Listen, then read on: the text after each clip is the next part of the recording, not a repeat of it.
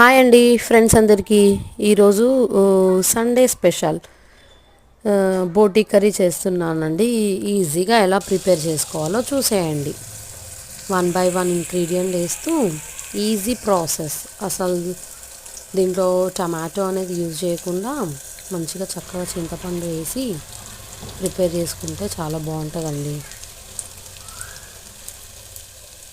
ఈజీగా అన్నీ 1 by 1 ingredient వేసేసి ప్రిపేర్ చేసుకొని అక్కడ చూసుకున్న ప్రాసెస్లో చేసుకోండి. చాలా టేస్టీగా యమ్మీగా అవుతుందండి. అసలు చాలా అంటే చాలా బాగుంటుంది.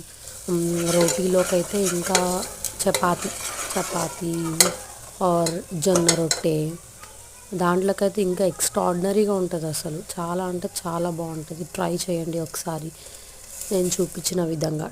అస్సలు టమాటా యూజ్ చేయకండి.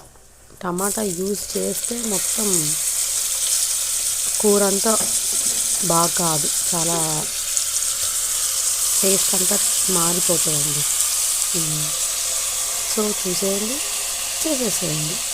అన్ని ఇంగ్రీడియంట్స్ చేసిన తర్వాత 4 to 5 విజిల్స్ పెట్టండి. మంచిగా కుక్ అయిపోతుంది.